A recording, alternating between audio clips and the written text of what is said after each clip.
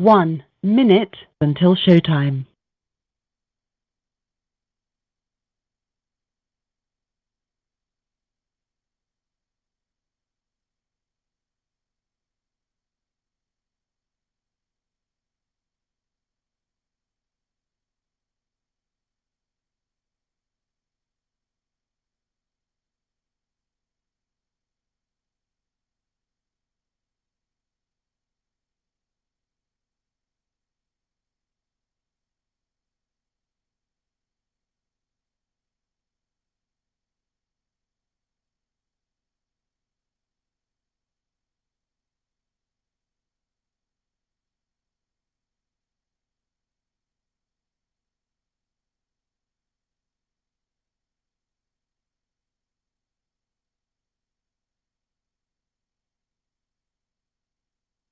Your show will go live in 5 seconds. 4, 3, 2, 1.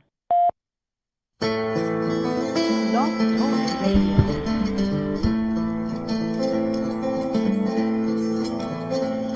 Oh Polly, it's for your sake alone. I left my dear old father, my country and my home. I left my dear old mother to weep and to mourn. I am a rebel soldier and far from my home. It's grape shot and musket and the cannon lumber loud. There's many a mangled body, the blanket for their shroud. There's many a mangled body left on the fields alone. I am a rebel soldier and far from my home. Okay, thanks for joining me here. I'm James White. This is Critical Disclosure Radio, and it is the 17th day of October, 2020. Thanks so much for joining us here on the broadcast. If everything's working properly, we should be streaming on multiple platforms, including Blog Talk Radio, Facebook, Twitch, Periscope, and again, as I stated, Blog Talk Radio. I'll have all those links. Some of these are just been created. I just created this new Blog Talk account. That's why there's a new call-in line. And I'm going to give the new call-in line out right away. We're not opening calls right now, but since it's a new call-in line, I'm going to give it to you immediately here. 319-527-6060. 319-527-6060. This supersedes all previous call-in numbers, or the last one that we had. That will still be valid for the Montana Gazette radio show. That'll be going on Monday through Friday. But the Critical Disclosure show, this will be the number from this point forward. Again, 319-527-6060. And as we've done here these last few Saturdays, Pam Olson and I are going to be joining forces here, as we have done. And Pam is just a wealth of information. She's known as the Wrecking Ball. She's the founder of Save Our Children. And I think last time she was on the show last week, she confirmed that she'd had 1,740 children, I believe, now walked back, which is an amazing record, compared to people that really, they do good work and their intentions are great, but they just don't have that kind of success. And we want to certainly pay attention when Pam speaks, because she obviously knows what the heck she's talking about, that kind of record. So, Pamela Olson, we do appreciate you being here on the broadcast with us, of course, and it's sort of on the broadcast, it's sort of your broadcast too here on the weekend now. I mean, so I'm just a goofy host. You're really the one that has all the information. So I'm going to go ahead and welcome you to the show. You might have to take off your mute button, but we appreciate you being here, and thanks so much for all the work that you've already done behind the scenes with some people that have reached out to me, and I've sent them over to you, and you're already doing great work with them. So she's the real deal, folks. There's no doubt about it. Pam Olson's the real deal. Pam, good to see you today. Thank you for having me, and good morning, everyone. Good morning, good Saturday. We've got some good stuff today, and Jim, as always, thank you for all that you do, because without what you've done, this wouldn't be possible. So thank you. This is a huge jump for parents to get the information they need, whether they're in it or CPS is knocking on their door, or they fear CPS or family law could enter their life. So thank you for all the hard work you've done, because without this platform, this information doesn't get out. So thank you. Yeah, you're All welcome. right. Thank you.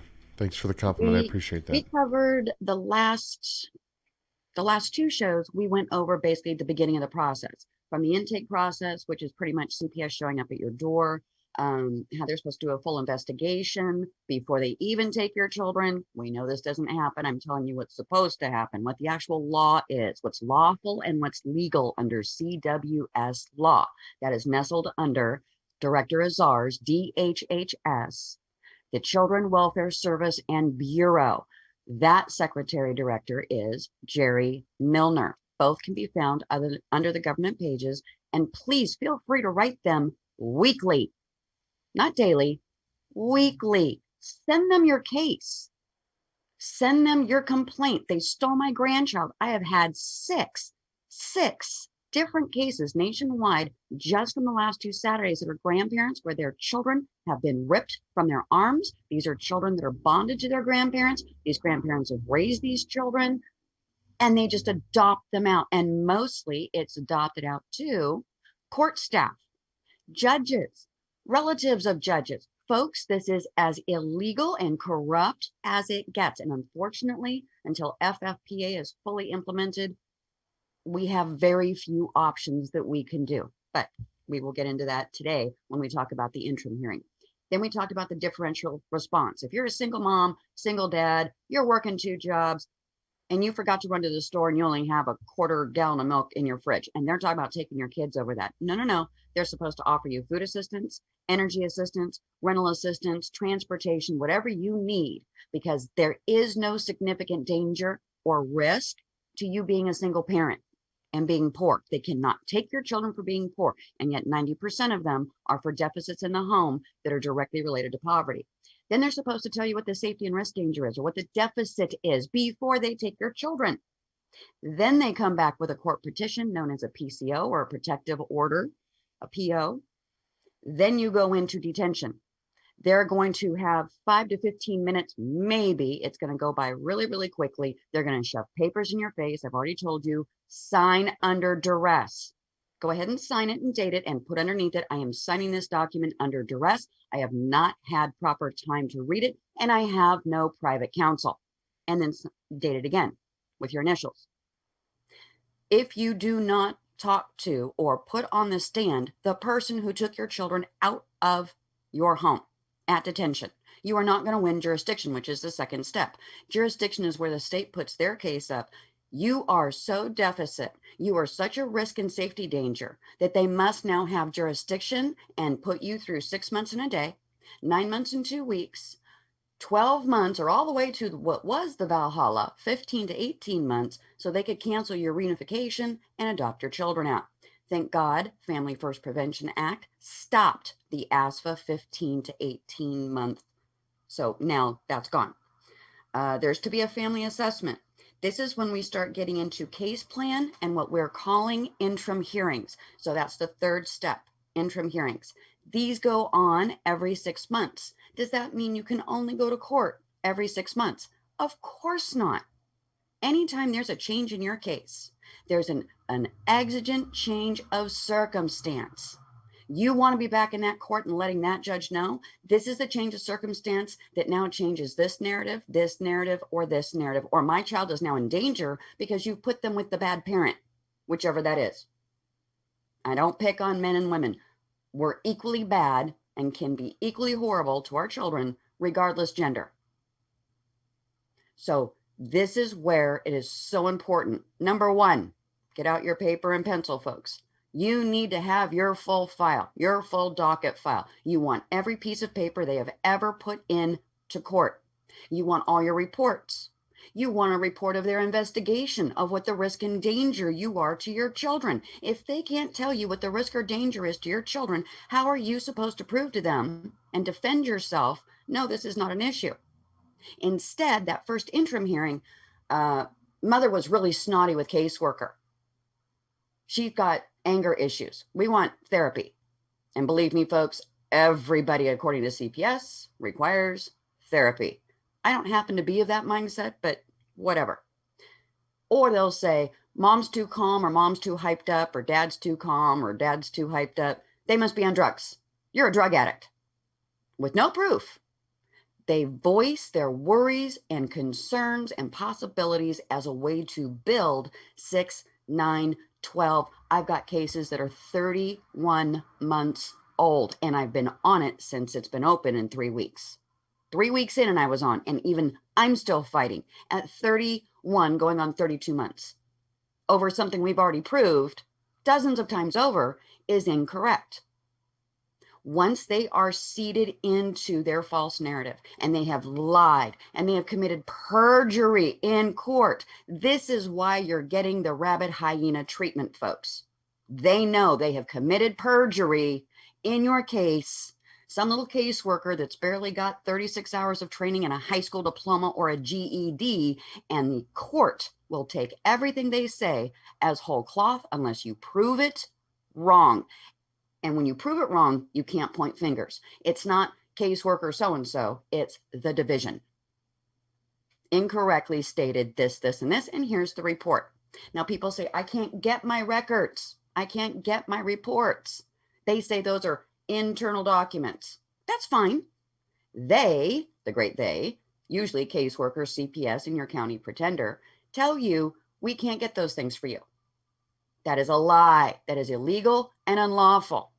Look up your code and statute for your state on obtaining records. This is not difficult. I've done it for dozens of people this week in responding to their emails, which I still have many, many more to answer. Hang in there, guys. I'm getting there. I'm getting there. So they're going to do a family assessment. Mom's a drug addict. Dad's an anger management problem. There's DV in the home. They're a hoarder house. Oh, don't even get me started on what they consider a hoarder house. A bag of garbage to go out in the morning when dad goes to work is not a hoarder house. I have been in hoarder homes, and that's a different psychological issue that would have a lot more problems. So they're going to do that family assessment, and that's what they're going to bring to the judge.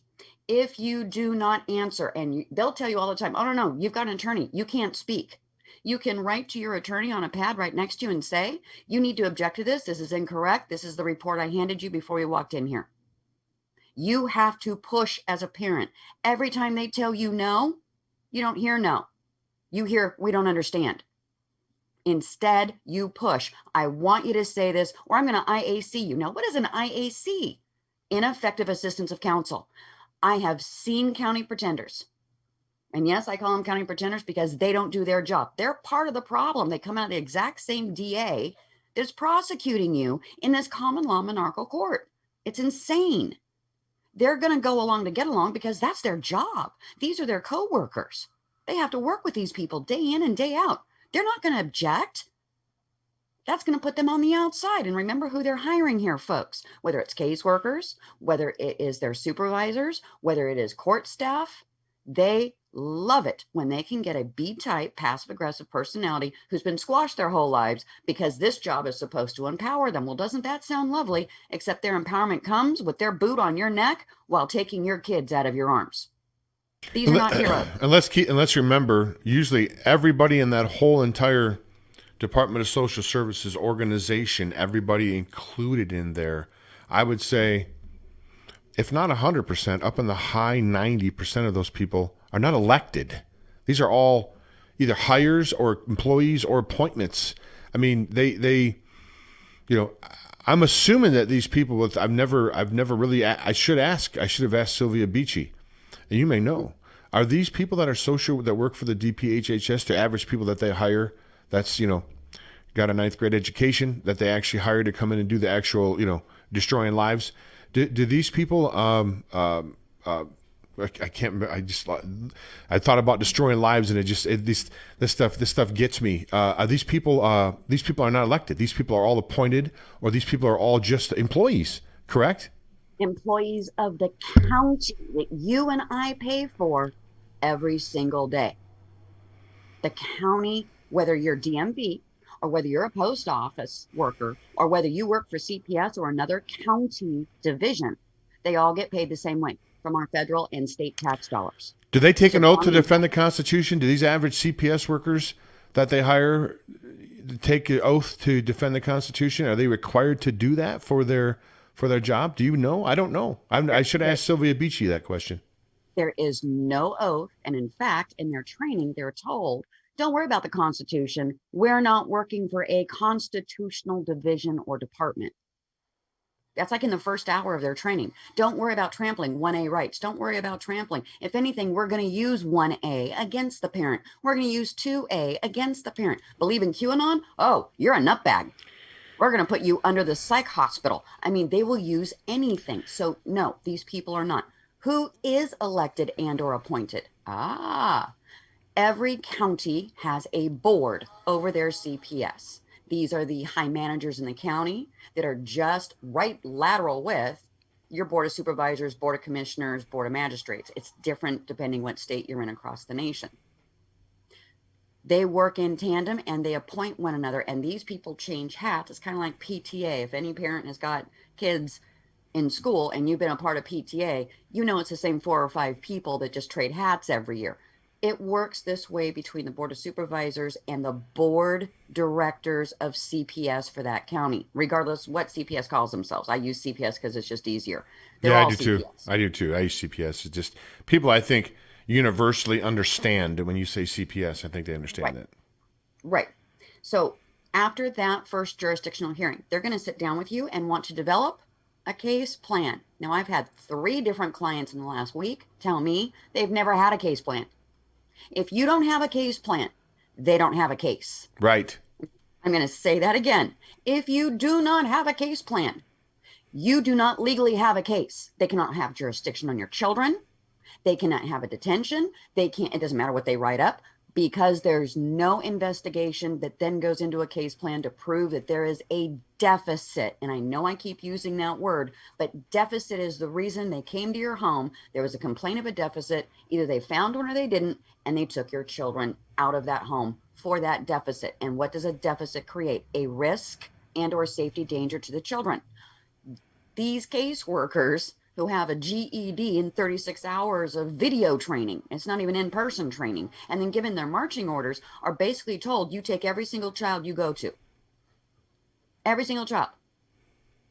And then they even tell them, if you feel like, that's going to bother you, or you're worried someone's going to yell at you, they're actually telling them, be as abusive and abrasive as possible, even though the CWS manual says you are to be respectful and professional. Right. They are absolutely an anthem to their own book, their own rule of law. So when you get into that first hearing, listen, because you're going to hear everything they're going to try and build a case on. You need therapy because you've got anger management problem. You're PTSD because we took your kids. Oh, yes, they will bring that up. We took your children and you fell apart, so now we've got to send you to therapy for a situation they themselves just created that they're going to use as a problem in order for you to get your kids back that they took wrongly. Pamela, let me throw this in here really quick. And the thing that really always incensed me, so many parents have their children taken away for mental disorders, which is a medical condition, rather than treat these people. Not that I'm a big fan of drugs and psychotropic medication, but if it means, that instead of taking children and ripping the families apart, I'm quite certain 10 out of 10 parents would decide, sure, we'll take the psychotropic medication or whatever it takes to get ourselves adjusted so we can keep our children. Why are they taking children away when parents have mental disorders? I mean, if people legitimately have mental illnesses, shouldn't we seek treatment for these people rather than destroying their lives by taking their children from them? What am I, just an idiot that I'm thinking this way, or what? Well, no, this is where you go into the psyop. And I know this is going to be very upsetting for some people. So if you wish to mute so I don't trigger you, please do, because I'm not here to bring pain into your life. I'm here to bring knowledge so we can get the pain out of your life. These people literally look at us, especially if you're poor, if you're undereducated or didn't get the opportunity to have a former education, you've got a little something going on mentally, but it's well under control and you're high functioning. What's the problem? These people are told, remember, they're eugenicists, people. They want to get rid of you. If they can get you to commit suicide, they will. If they can get you to pop and have to go put yourself in because you've had a breakdown into a mental hospital, they will. Anything to prove you're the piece of crap we're telling the court you are. She's a drug addict, and yet they have absolutely zero proof. He's a maniac. He's got mental health issues. Oh, so when the caseworker yanked the 3-day-old baby up out of his arms and he reflexively hung on, that is what's called an anger reflex. And that's what's brought up. And that's a true story, folks. That was actually in a case 2 years ago. And then they have these classes that you have to take, whether you have a drug history or not. You got to take drug rehabilitation. Whether you have anger in your background or not, you have to take anger management courses. And they charge you for these courses, and they run them like during the work day, so you can't possibly hardly attend without interrupting your regular job. So what you stated is so true. They want you to be jobless, homeless, penniless, and defenseless. That's the four key points for CPS. That's what they want from you. Just so you know that. I mean, we're in a war, folks. You need to know what the enemy's thinking before you go into the war. That's how they want you to end up. They love it when they can get all four of those situations. All four, that's a grand slam for them. Right. And when it comes to services, unless the court has ordered it, you're not doing it. They have to prove to a court why they want you to do a service. Everything is, oh, just comply with us and this will go quick. Well, you know what quick is? 31 months. Proving not an addict and that a caseworker is outright, I'm going to say the word, lying, fraud and perjury upon the court. And we've proved it time and time and time again. The court won't acknowledge the proof, because it didn't come from CPS. Yeah, because they're all getting thick. They're all getting thick. They're getting thick envelopes full of cash. Is why. That's why they're all getting, and they just keep growing and growing. The more lives they ruin. Hey, I'm kidding, folks. This is not a joke. I'm not saying this stuff because I can hear myself talk. This is how things really work. Look at what's going on with Biden right now and his son and all the graft and the kickback. You think they just figured that out? What, 20 years ago? No, come on. Right. Come on. Right. This is how crooks work. This is the world we live in. It's going on at the highest levels of our government. Literally, the president and vice president are involved in treason, selling secrets to foreign agents. You don't think a CPS worker would take a wad full of cash to kick you out of your house and get your children taken away? Come on, folks. Let's go get in the real world. Crying out loud. If you live in a blue state, since coronavirus has hit in March and they closed everything down, which affected every single family law and CPS case I know of. From the courts being shut down to your visits going to only video. Really nice to have to video with your infant that you just had 3 days ago. I mean, it's just absolutely maddening and sickening. While these caseworkers, who many say, oh, they're not stupid, they're not this. Yes, they are. They do as they're told, which makes them followers, which makes them weak and stupid, in my opinion. If you can't think for yourself, and you're going on marching orders and you walk into somebody's home that is well picked up, maybe they're not wealthy, but it's well picked up, the children are in good shape, but because your supervisor, that manager of that supervisor, the assistant administrator of the division, or the administrator told you specifically, I want those kids, and you do it, that's on your soul. I hope you enjoy the flames of heck licking at your bum, because that's about what you've just earned. So well, that's where demons belong. So, hey. Exactly. I'm just saying. And if people want to call a felonious mind being smart, then we need to talk about a psychopathy, because that's the very definition of a non-empathetic sociopath, period. And most of these caseworkers become sociopathic or affective of a psychopathy that's like their cousins in sociopaths. That means they only have empathy for themselves or people they choose to care about, but even that's limited.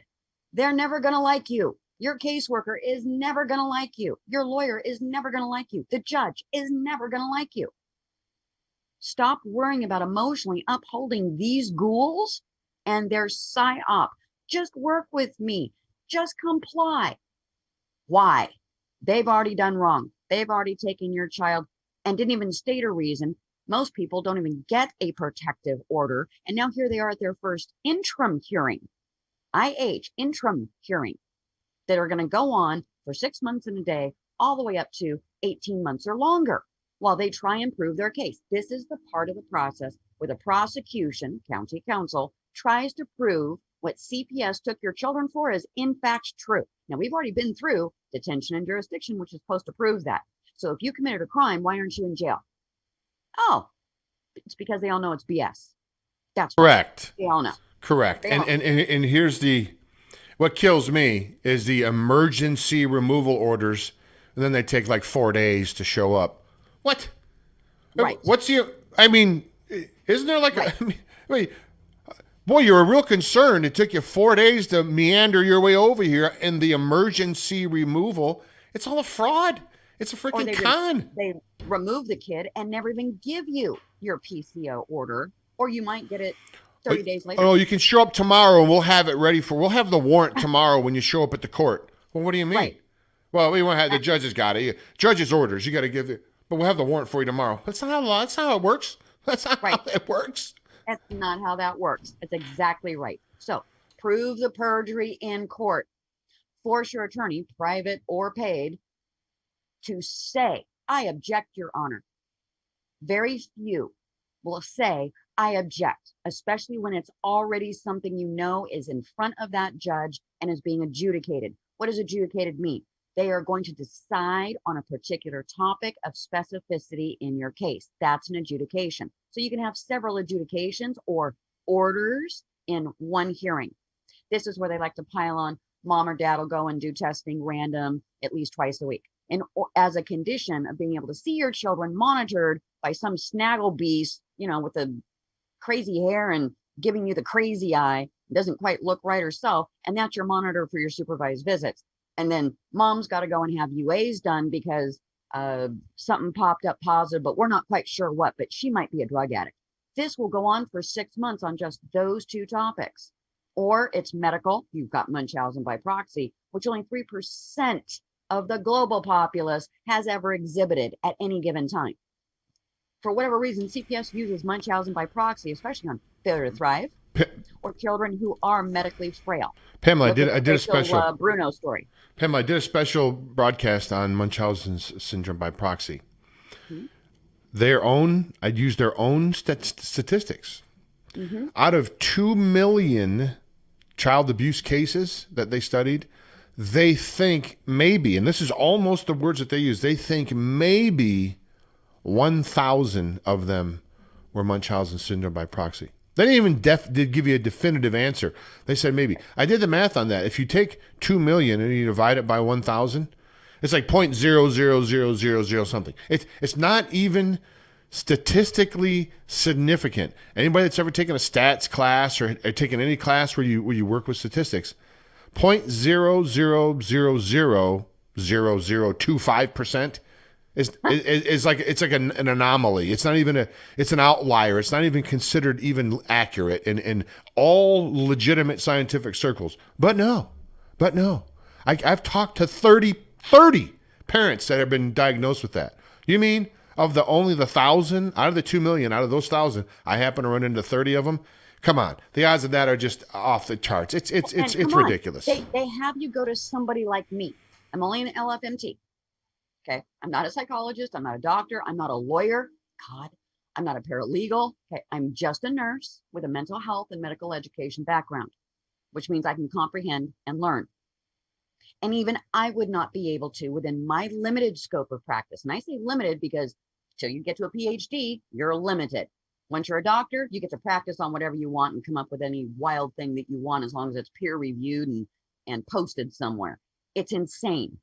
The whole entirety of psychology today has gone into full junk science. It's more secular PCism than it is actual chemical brain science and human behavior. Psychology is human behavior. Psychiatry is chemistry of the brain.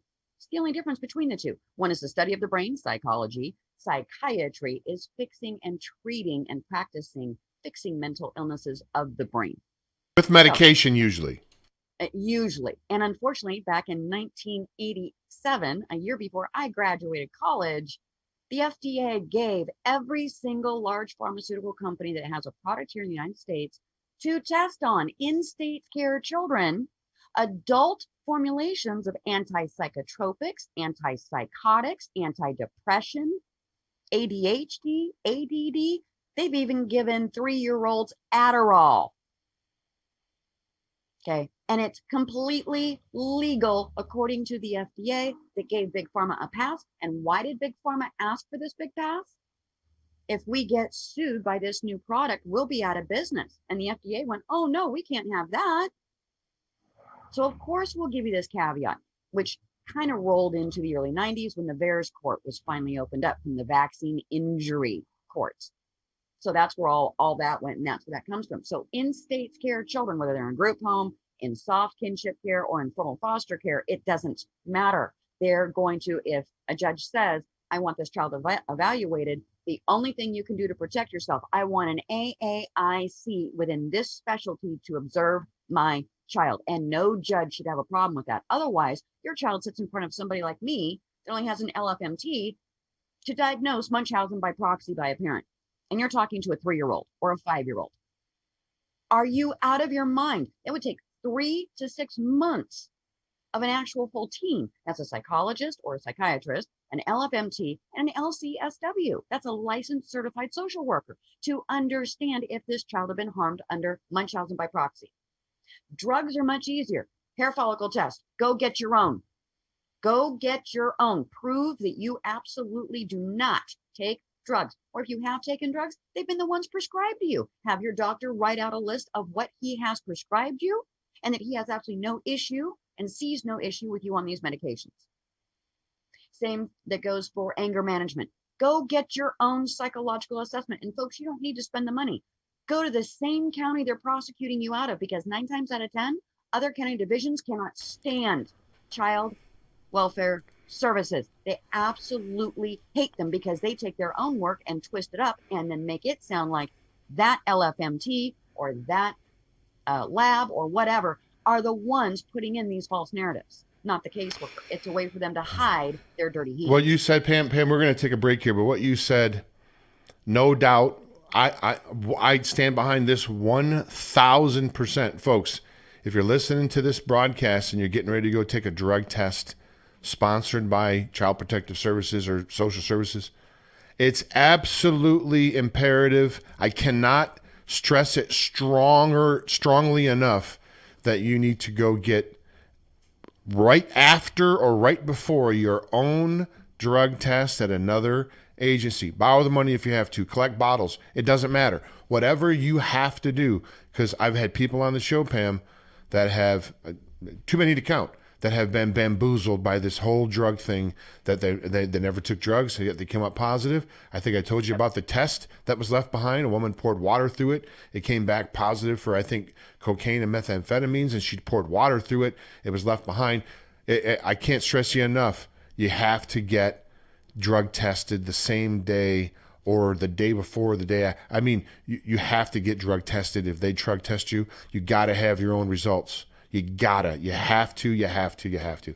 Pam, anything you want to say? Can't you give out your websites or anything like that, where people, websites and your Facebook pages and things like that, your Twitter, before we take this break? You can find me on Twitter at Save, the letter R, Children, CA. You can find me on Facebook at Save Our Children. You'll see the little girl with the barcode on her back. I do have a YouTube, but there's nothing really on it except for the Tommy Lauren, which is an incredible interview of a father who fought family law for 12 years. Best way to get a hold of me right now is through saveourchildrenca@gmail.com. And I'm still working on, so many great people emailed me. I'm still working on it, guys. I will get it to you. I'm getting there. Okay, Pamela Olson, thanks for joining us here on Critical Disclosure Radio. We're going to take a quick commercial break here, and we come back on the other side. We're going to finish up with whatever Pam has to talk about, and then we'll open up the phone lines here for you to call in with questions. The new call-in line is 319-527-6060, 319-527-6060. And Pam, if you could be so kind just to go ahead and hit your mute button there, and I appreciate that. And we'll be back here after these brief messages on Critical Disclosure Radio with James White and Pamela Olson, founder of Save Our Children. PatriotPrepared.com carries the leading brands of storable food from Legacy and Heaven's Harvest. Patriot Prepared. Our name says it all. We're dedicated to empowering you to be self-reliant and confident in any circumstance. Whether you want to be prepared in the event of an emergency or you're an outdoor sports enthusiast, PatriotPrepared.com has prepackaged meals and kits for your entire family. Legacy, Heaven's Harvest are known for high-quality, great-tasting, GMO-free, nutritious food with no chemical preservatives. Simple to prepare, easy to store, gluten-free and organic high-quality nutrition options with a 25-year shelf life. You can't beat the feeling of being food secure when you need it most. So go to PatriotPrepared.com right now to pick up your supply of high-quality storable food for your family, because it makes good sense to be prepared. That's PatriotPrepared.com. Jordan Hall's journalistic reporting has been cited in the New York Times, Newsweek, Maxim, The Today Show, the UK Daily Mail, and more. He has shaped the Christian news media for years, but has also landed in the mainstream press more times than you can count. And as a Montanan, he wants to train you, his fellow Montanans, on how to beat the liberal media at their own game. At Red Wave, Montana on October 24th, he'll host a live stream conference for Montana conservative bloggers to learn how to write to make a difference in the world. Go to redwavemontana.com. Okay, folks, I signed up yesterday, as a matter of fact, for Red Wave Montana, the writing course. Now, it's free for me because I'm a Montana resident. So if you're a Montana resident, you absolutely need to take advantage of that. Jordan Hall, who's holding the class, has been published on all those outlets that you saw on that little image there. I mean, it's been published. I mean, it's got millions and millions of views in the aggregate. So you can check that out by going to redwavemontana.com. That's redwavemontana.com. And we are joined once again by Pamela Olson. If you want to go to criticaldisclosure.com, criticaldisclosure.com, you can see the website that we have there. All this stuff will eventually be on that website. Some of it already is. Some of the stuff, the interviews that we've done previously, it's just a matter of me getting caught up, and be honest with you. I kind of, one-man thing here going on like Pam pretty much is, and a lot of us in this movement are just, just got us pretty much everything. So sometimes it doesn't get done as quickly as it probably as you would like it. And, all we can do is say we're doing our best, but we'll get all that stuff up there eventually, and it all get, once we get it all kind of in place, it'd just be a matter of upgrading it and updating it. So anyway, Pamela Olson, thanks so much for being here again. It's always great to do a show with you. We've had some great successes in the last few weeks with calls. We've had so many calls coming in that we've had to actually couldn't take all the calls, or calls kind of left over at the end of the show. So if you were on the line the last couple of weeks and you couldn't get in, please take time today to call back, and because we are going to open the phone lines here. I'm going to leave that up to Pam whenever she's ready to do that. I know she wanted to cover some stuff, but it's 319-527-6060, 319-527-6060, and take note, again, that is the new phone number for the show, and we will be opening phone lines up here, as I stated, as soon as I get the okay from the wonderful, the Wrecking Ball, Pamela Olson. Go ahead, Pamela. The Chihuahua with nippers. I can be irritating. No, wait. What is it? I think it was out of Ohio, which I got my first nickname out of. And it's not a very nice one. It's about a female dog. Now I'm a rabble rouser. Ooh, I'm a rabble rouser. Can you clear up a rumor for me? A rumor. Someone told me, and I forget who it was now, that a judge called you a very derogatory name for a female, like in open court on the record or something. Is that rumor I've heard true? Did they, and the word we won't use on this because this is a family show, yep. But if you're a woman, think about the word that you probably despise the most to be called. And yep. Did they really do that? Tell us about that real quick, Pamela, before we jump back in. That sounds like a great story. It was an Indiana case. I was only on it for a week and we closed it out. It was a complex case, huge holes in it. Parents did a beautiful job. The parents are the superhero here, not me. It's them, because they're the one that have to do it. I can't do it for them. All I can do is advise them and walk them through it. And they did beautiful. And on the last day, when they got their children home, they had to pull those children out of foster care, bring them to the court, and let them go home. And that judge, on an open mic, used a filthy derogatory word for a female that men usually use towards women, and not in a very flattering way. That California C really did it. And that was an Indiana judge. That was a CPS case in Indiana. It doesn't start with an A, it doesn't start with a B, but it sure does start with a C, folks, if you know where we're going. I can't believe that they said that to you in open court, for crying out loud. I would love to. I hope you have the video. Did you get the audio of that? I wish. Now, I'm rather a straight arrow. Anyone who's worked with me for any length of time can verify this to you. I'm a straight arrow. I can't lie to save my life. Right. I really can't. I'm a horrible liar, which is probably a good thing. Yeah, indeed.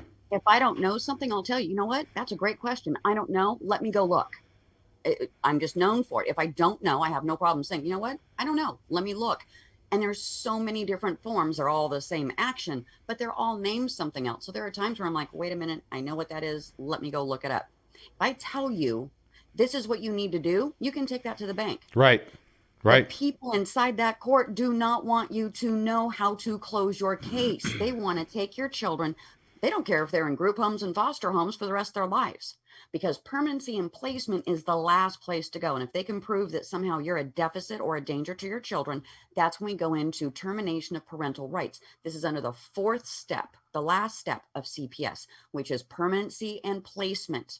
9 times out of 10, we try and get them at least with family. If there's a known problem or something really bad has happened, I will help that grandparent make sure that they have that child, but you have to have standing in the case. And that usually means you have to go against your child. It's very sad. That's where the guardianship and the power of attorney as a parent, I don't care if you're having an issue with your parent, as long as they're not abusive and they love your child, you two can suss out your issues later. Sign that child over to your parent so that child doesn't have to suffer in foster care. Don't let the anger with your child's grandparent stop you from saving your child from being in foster care, because it's traumatic 100% of the time. 100% there is emotional and mental trauma. Emotional mental trauma is the exact same as a punch in the face. You just can't see the bruises. Okay. Lastly, I want to say there is 3 different times that you can ask for, or they should offer you, what's known as an appeals. You should have an appeals if you lose jurisdiction. You should have an appeals if you lose in reunification, and they want to take away your reunification. Then when they terminate your parental rights and you go into what we call here in California a 326 hearing or a 26 hearing, which is part of the 388 is our response to that. Here's everything you guys got wrong is our response in what's known as a 388. In California, all lawyers call everything a 388. 388 is a successive set of forms that every county nationwide uses, but they all call it something different. Here in California, it's a 388. And that's where you're going to put all your exculpatory evidence, your reports. You do not have to spend money to prove you're not a drug addict or that you're not a DV person or you're not crazy. You can go and get state aid. You can get on, like here, it's Medi-Cal. You get on Medi-Cal and you go to the county where they're prosecuting you. You just simply go to a different provider. You let them know what they're doing to you. Then have them reassess you, whether that's a lab, a hair follicle, a UA, a blood test. Blood saves all. Judges know it, caseworkers know it, which is why they never allow you to have a blood. So you go do a blood with your doctor that you now are going to have under Medi-Cal. Explain to them what's going on. Do not lie to them. Give them the upfront truth. These people are trying to say, I'm this, this, and this. Can you please assess me and prove if they're right or if I'm right? They're happy to, because these county vendors, most of them will happily tell you, oh, not CPS. These people are awful. They're all aware. But because nobody brings home the bacon like CPS pound for pound in every single state across this union, which is why this has been allowed to continue. It's all about the money. Okay. Now we've gotten through all 4 processes. Go ahead, open up those lines. Well, it's almost like, well, let's give you the phone lines out here, folks. Now you can call in now. Open up the phone. We open up the phones. Again, the new number is 319 319-527-6060. 319-527-6060. We'll open the phone lines now, and you can call in anytime you like. And, of course, the rules of the call-in line are you don't have to agree with us necessarily, but just don't be abusive. And it's not a vulgar, we don't use vulgarity. We're not no reason to cuss. You can do that on your own time. That's fine. We just don't do it here on the broadcast. So as long as you cover, I guess as long as you follow those two simple rules for the call-in, I think everything will be fine. 319-527-6060. You know, Pam, but you brought up a good point there. It's almost like, okay, so if you think of it as in the form of like a mafia, right? Like the mafia. Mm-hmm. The point you brought up is so on point. They don't go after the CPS because they're the earners, just like the mob, right? Who moves up in rank in the mob? It's the people that make the most money for the boss. They're the earners, the people that make the dough. They move up to the captains, lieutenants, and they move all the way up in the hierarchy. In the mob, I don't see how it's much different. Really, well, it's criminal. It's a criminal organization. The organization of these boards. I don't know how many of you have gone to your county board of supervisors, county board of magistrates, county board of commissioner, county board, whatever your county board is. They are the ultimate oversight for the board of CPS, regardless whether it's DFACS, DIFAS, DHS, whatever they want to call themselves. It's CPS, folks. It's all the same. APS is on the other side of it for adults, and what they're doing there through probate court is just as bad, just as disgusting, just as base. When these people are hired and how they run on a county basis, each county almost kind of runs like a bad Amway conference. Everyone's trying to outbeat everyone else. LA County brings home the #1 amount of federal Title IV D&E funds. Now, our D&E, what most people focus on, yeah, that's foster care entitlement funds out of our SSDI fund that's going to go broke somewhere between 2032 and 2035, according to McStain, who is no longer with us. Thank God. God rest his soul. So quite literally, when you've got a $30 billion budget, that's what LA County has. That's more than what most states have as their annual budget. And that's just one county out of 58 in California. So when people are like, there's no way California brought home $200 billion in 2016. Oh, yes, they did. If LA County brings in $30 billion, that's a big chunk of change, folks. I don't know about you. I'd be happy with $50 right now. $30 billion. And what do they give these children under Title D and Title E? Crappy homes. Sorry, foster care parents, most of you are failing. There are some great ones out there, but you are the exception, not the rule. Over medical, over dental. They're filthy. They're wearing disgusting clothes. Please do not send anything nice with your children. It will be taken off and put in a box in a CPS office so those CPS workers can go through it and take it to the kids they actually give a crap about, usually their own families. Usually. Really? They steal kids' clothes that come into the... Absolutely. And the CPS worker will tell you when they come to take your kids, pack a bag, make sure there's something in there that's intimate for the child. Please don't send anything expensive. Don't send tablets. Don't send favorite bears. Don't send whoobies, as hard as that sounds, because literally they'll be taken away from your children, thrown away, or given to another child. These people are just demons. Okay? When they pick up your child, me. I've seen children beautifully dressed, ready for bed, all bathed, and watched a caseworker literally take that child down to a ditty, take some dirt from the ground and rub it on the legs, just so that child looks extra gross when you take them to their overnight drop-off at a foster care placement. Anything to sell their narrative. Folks, you need to understand these people are pulling a full-on used car psyop on you. Oh, yeah. Oh, no, it's not a lemon. It's a car. It's just colored yellow, but it's not a lemon. No. It's a great car. Drive it 20 miles and the wheels fall off. This is, yes. So you've got your CPS worker, and that's just basically a street soldier, period. They have no special background, no medical, no dental, no psych, no nothing. They're just little caseworkers hired by the county. They're meter maids. but they happen to be meter maids over our children. Then they've got a supervisor. That supervisor, 9 times out of 10, will have at least an AA, if not an MSW, which really is shocking when these supervisors do nothing when they're told what is going on through the caseworker. Rarely will these MSWs stand up, which means you've got to go after their license. Above them is a manager. Above that manager watches over all the supervisors. Then you've got your administrator. So that's the hierarchy just inside of a division. Hold on a second here. They switched up the number. No wonder no one's calling into the show. Oh. Because now that I switched over here, there's a new. This is the first time we've used this right here, and apparently now the number that they gave me originally that I put on the sheet is a different number now. No wonder people aren't calling in, because the number that they gave when I signed up is not the same number that I have when I signed into the software. So the number is 515-602-9732. Let me put that in the chat room. That's the correct number. Sorry, I thought it was just me. I did shower. No. It's not your. It's. Let's see. Is that the right one? Yeah, that's the guest call-in number, right there.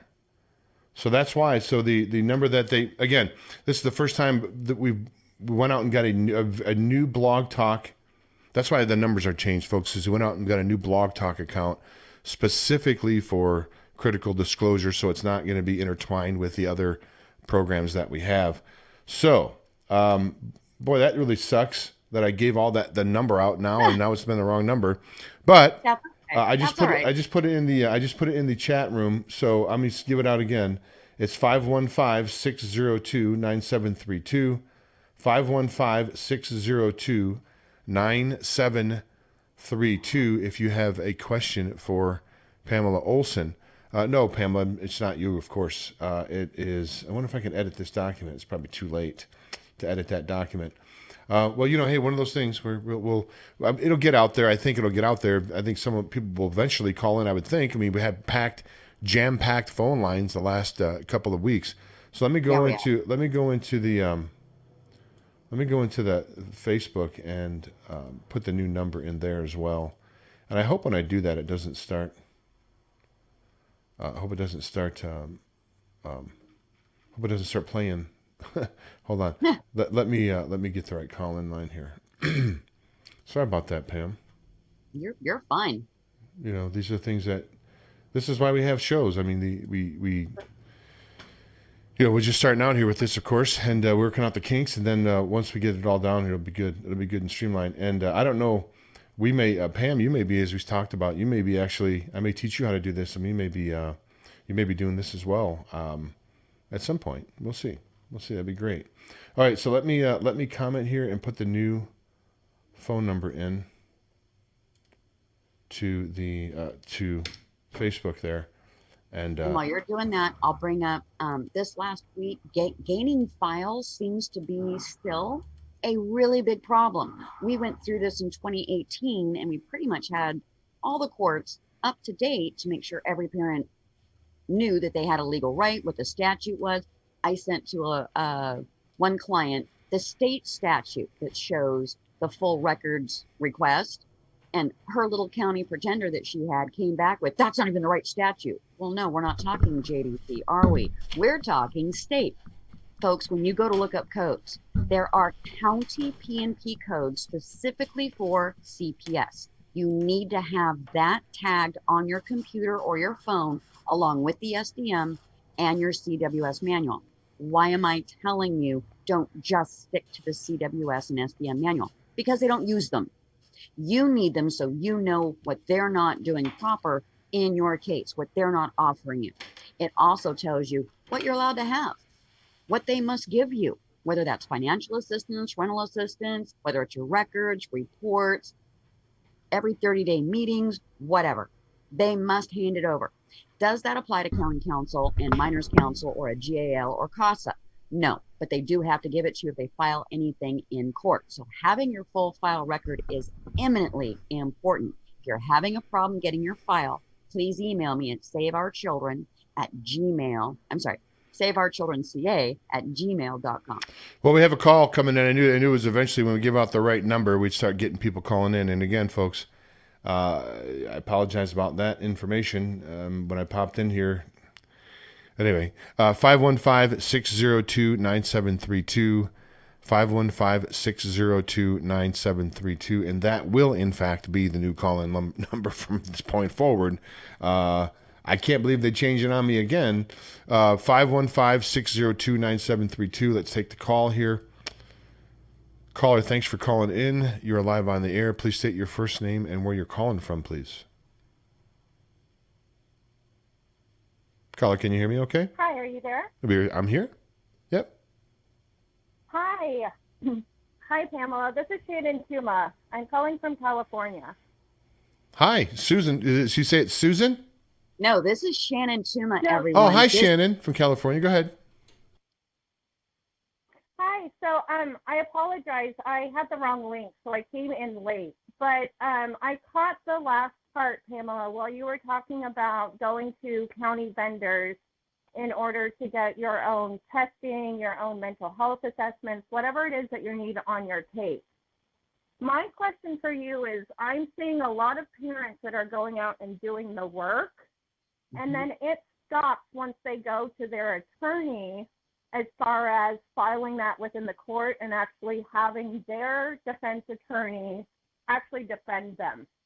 So what recommendations can you give to parents when they're going out, they're doing all this work, but then they're hitting a wall, even when it comes to their own attorney, turning over the appropriate evidence? That's an excellent question. And I'm looking forward to being able to announce when we'll have Miss Tuma on to hear her incredible story. If ever there was Aaron Brockovich 2.0, Miss Tuma is it. She is my LA case, and it is 31 months, folks, and this is a completely innocent and exonerated mother in every way, shape, or form I could possibly express to you. I have vetted her myself for 31 months. What she's talking about is what I just advised you. Go out and get your own county vendor. Do not go and have two psychs done by the same psychologist or LFMT. Go get your own. That way, whatever narrative they're bringing up in theirs, you can counter with yours. And when the judge sees it's from the same county and the same vendor list that CPS unit uses, that's when the questions come up. So how do you file it if your attorney, your county pretender, or even your private attorney refuses to put it in? And what's the number one reason they refuse to put it in? Well, I need an expert.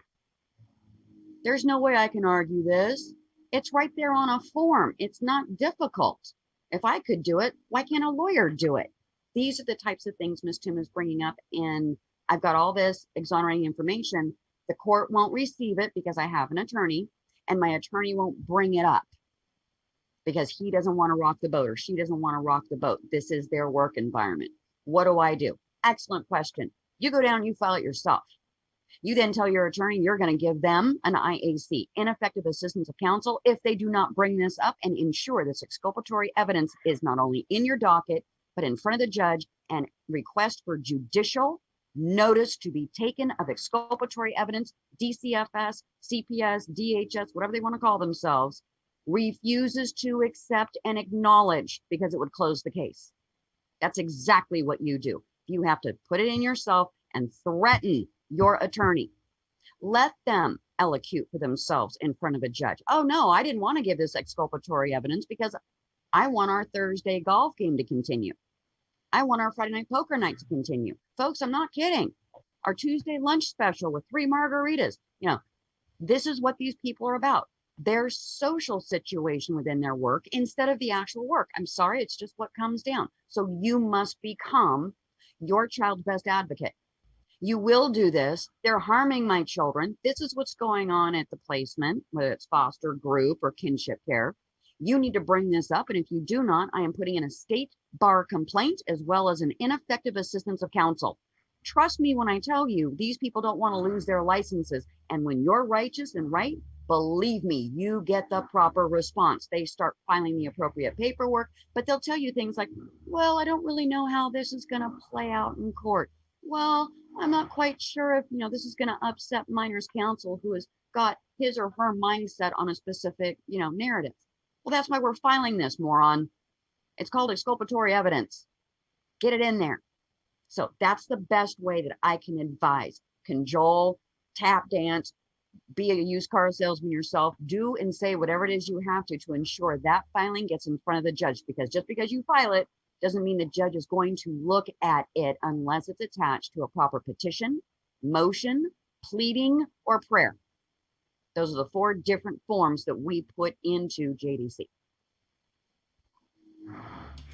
Right on. Perfect. And if I can just say, as like you mentioned, Pamela, as somebody that's been working incredibly close with you we're going on to 32 months now, anybody that's out listening, Pamela is a wealth of knowledge that is incredibly invaluable. And she can do, and her knowledge is deeper than anybody else that you're going to find out there. And any documentations, IAC, any process or anything like that, Pamela is the person to go to with any of those questions. Because I see a lot of parents that are very helpless because they don't know where to turn. So Pamela, you are just an incredible person, everything that you're doing. And I know that you don't sleep many nights in order to help as many people as you possibly can. So thank you very much. Thank you. I love you, girl. Thanks, caller. We appreciate that. Well, Yeah. and off tune that. Well, if you, I'll let Pam take the lead on that. If she feels it's appropriate to have you on as a guest, we'll certainly set that up one of these weekends for sure, and we'll let Pam orchestrate that. But thanks so much for calling in. Appreciate that. Yeah. Thank you, guys. Thank you. Okay, and the calls are coming in, and I'm just taking up calls in the order which they came in, folks. So just be patient, and we'll get to you. I'm not going to kick anybody off. We're just going to get to you as soon as we can. Okay, caller, you're live on the air. Please state your name and where you're calling from. Go ahead, caller. That's you. Go ahead, just say something, caller. You're good. Hello? I can hear your TV in the background. I know you're there. Okay, I guess they hung up. We'll take another call. Let's try it again. Hello, caller. You're live on the air. Please state your first name, where you're calling from. Brian, Michigan. Hi, Brian from Michigan. Thanks for calling. Yeah, thanks for opening the lines. You're welcome. You have a question for Pamela Olson? Yeah. Sure, go right ahead. Yeah. Well, I was just browsing through YouTube, and then I'd seen this open talk show about Save the Children. So, and then I heard her mention talking about some work that you just got to do on your own. So I just want to, I encourage that as well. I had to go through that situation years ago, like 2015. Had an attorney just kind of stroke me and social status, rigged a custody trial on me, etc. But anyways, I made it through on the other side, because I had to go do some work myself. I had to try to play their game, try to abide by the rules, put things down in writing, show things up in court. All I really just wanted to share was really, and then listen to the rest of the show.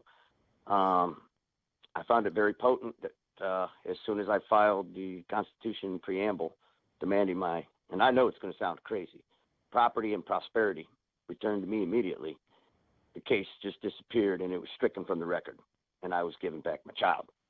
So I share that with people when I hear them. Brian, go over that again. But that's an important point. Brian, would you please repeat what you just stated? Because I've heard something similar to that, and I'm sure Pamela's probably well aware of it. I've had people on the show, to all the people I've talked to, they've brought up something similar to what you just said. Would you please repeat that again? Because I think that's important, what you just said. Please go over that if you can for us, Brian. Sure. It was around 2015 when I had to deal with family court, and I had to put down the preamble of the state constitution. And it doesn't matter what state you're in, but if you look at that, it says you're entitled to property and prosperity, and that is what your child is. And there's literally no lawful legal jurisdiction of any manner for them to override that. There's no case ruling, no authority. So I really recommend that, as you're putting things down in writing in court records, put that down in the record, and it'll follow suit, just like what Pam said. They'll close the case. When I did that with my own case, demanded the rights that are written in the preamble of the Constitution, property and prosperity. I demanded my child back, and they gave him back immediately. So, and then the case was stricken from the record. So, in my opinion, I smoked them so bad they didn't even want anybody to draw it up, you know. And it was rather interesting, you know, when you're dealing with the bar attorneys, and you got to be careful, because you surrender your rights to the attorney, and then it turns into the social status, as what Pamela speaks about. I went through a rigged custody trial, paid an attorney $4,000. My ex-wife, she represented herself and still was able to, you know, terminate the shared custody program or order. But at any rate, I'll just end with that and probably just listen. I appreciate you letting me be able to share that with you guys. Well, thanks, Brian. And there's definitely what Pamela says is 100% spot on. Well, we're broadcasting this show every Saturday, and taking calls and trying to help families out. So we do appreciate your participation, and please, you're welcome to call in anytime, Brian. Thanks so much for your call. We appreciate that. And I'd like to follow up because that is Thank you. So smart of Brian in Minnesota to use your Fourth Amendment. Folks, if you haven't read the Constitution in a while, please pull it out. It is not hard. Then read the Bill of Rights. It's two different documents. Within the Bill of Rights, we have property rights over our property. Under our Constitution, our children used to fall, until January 2020, under the Fourth Amendment, property. This is why we have jurisdiction in common law monarchical courts. Family law is its own 7 layers of Dante's heck, just as CPS is, but they are two different processes. They use the same common law, but there are different forms and different procedures we use in family law that we cannot use, because that would be too freeing and would close too many cases, in CPS JDC law. Two totally different hecks, just like APS is a third one, and they all run on the same common law. When you bring up your Fourth Amendment, common law CPS JDC will not recognize it. Why? Because you're not in a constitutional court. Family law carries a little bit more constitution in it as it goes to property, because that's mostly from custody disputes in a divorce. So that's more what we would call mediation. Those are not judges, by the way, folks. These are lawyers in judges' robes to sell the idea that they're judges. That's true. That's so true, Pamela. They're not elected. That's so true. That's so true. Their attorneys wearing robes, man. It's so true. Yep. Brian, you're still there, Brian. Did you want to say something? Oh, yeah, no, that's spot on. And that's the jurisdiction of subject matter, you know, and it operates under the de facto government that has stolen office. So it's a fight. You know, don't get me wrong. It's not easy. And it's two different worlds, as you said, two different hexes. The only way they draw their authority, and this is where I draw my argument with anybody on that side of the bench, like you said, they're ministers. They're ministers of their own twisted fantasy that we belong to them. And you got to stand on that firm and feel it in your gut and in your heart. And truth will divinely protect anybody that, you know, is there. You know what I mean? So, yeah, it's evil. That's the evil you're talking about, Pamela. I totally agree with you on that. Thanks so much, Brian. Please call back next time. We do appreciate your call and your commentary. You know, Pamela, you were shaking your head when Brian was saying that. Have you heard people go to the Illinois Constitution or the Montana Constitution or the Maine Constitution and use that as a defense and say, the Constitution, our own Constitution states I'm supposed to have this, this, and this. And they said they washed the whole court case out and dropped everything. I mean, is this, if you were shaking your head, is that something you've heard that's happened in the past? I have seen father groups. Now, folks, James said so aptly, man, we've got a lot of women in this movement. You're not kidding. We haven't shut up for over 15 to 20 years. The men, the fathers who have been, since Capta went in 1974, men have been plowed over financially for child support. I'm sorry, moms. Sorry, you just have to deal with it. This is historical fact. If we don't understand the history of where this crap starts, we're never going to be able to end it. Now they're turning on mothers and giving children to fathers as a means to make up for ripping children away from fathers or mutual custody and putting these onerous, huge alimony and child supports upon fathers. Right around the mid 80s to late 80s is when that started to shift. Fathers started winning custody of their children, or at least 50-50 custody. Now it seems like they are giving most of the children to fathers. Whether that father is an alcoholic, an abuser, a pedophile, man, it doesn't matter. And these judges know they're handing these children to bad fathers. Do you know what judges have told me why they're doing this, why they're being directed to do this? To give the man a chance to show that he can be a good man. Even though they know this is not the best interest of the child, social secular PCism and snowflakes say, let's give men a chance. I'm sorry, you did the bad thing back in 74. Screwing good parents over now is not going to wipe that stain away. And that's exactly what they're trying to do. Because what do social secular progressive liberals, that's not a Democrat. A progressive liberal is one step away from a socialist communist, Red Book Mouse style. Hey, stuff, Pam. You're one of a kind, gal. You're one of a kind, I got to say. 515. No, it's all good. It's all good. 515-602-9732, folks. 515-602-9732. There's been some phone call-in chicanery here with this. They gave me a number when I first signed up for this thing, and then I come into the actual software, and it's a different number. At any rate, we're going to get it all straightened out, and we'll put out the proper number. As a matter of fact, what I'm going to put up, just thinking here, after the show today, I'm going to go on critical disclosure. I'm going to put the new number like right on the header, right when you go to the page, so you can see it pretty easily. So, folks, if you have questions for Pamela, you can call in, and we've had calls, as I stated, the last couple of weeks, callers that we had to kick off. So if you're one of those callers and you're listening to the program, feel free to call in here. We have quite a bit of time left. 515-602-9732. Now, Pam,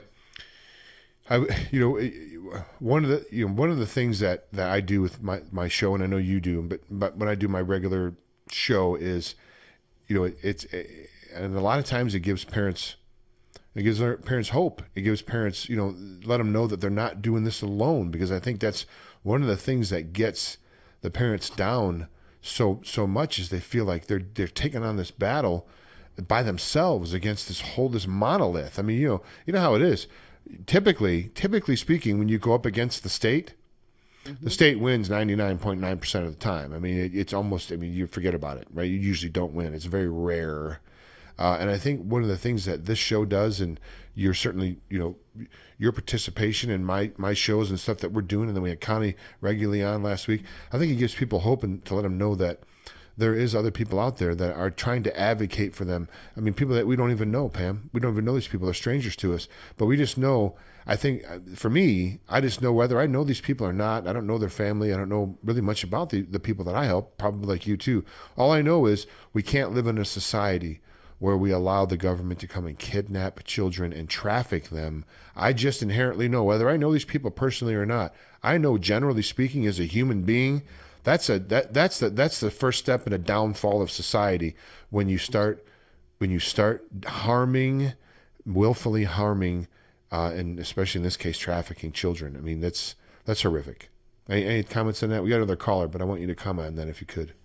Let me go over the stats really quick, because I believe, even though stats can make 2 + 2 = 5, when you look at the truthful data, go to AFCAR, A as in apple, F as in Fred, and C as in car, A-R, AFCARs. They will give you, for your state and then nationwide, every bit of data, including dead children in foster care. Children are now committing suicide while in state's care, and the state isn't counting them. They say it's not under the law, so they don't have to. Runaways. We've got huge stories over the last 30 days. Georgia, California, Montana, Texas, Arizona, New Mexico, New Jersey, Georgia. All these children are being found, and where are they taking them, as you said last week, Jim? Right back to CPS, the very thing they were fleeing from. 450,000 children on any given day in this nation are in foster care. 425,000 are in soft care. That's usually friends or family, someone that you know they're in kinship care or guardianship care. Okay.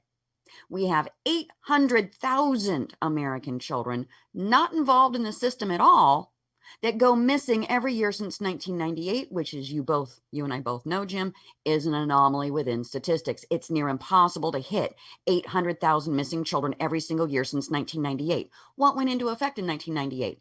ASFA. 88% to 90%. This is the new FBI as of June. 88 to 90%, depending on state or county, and it's becoming closer to the 90, are physically, sexually abused in that home and or trafficked. 100% of the time, the child is emotionally and mentally traumatized.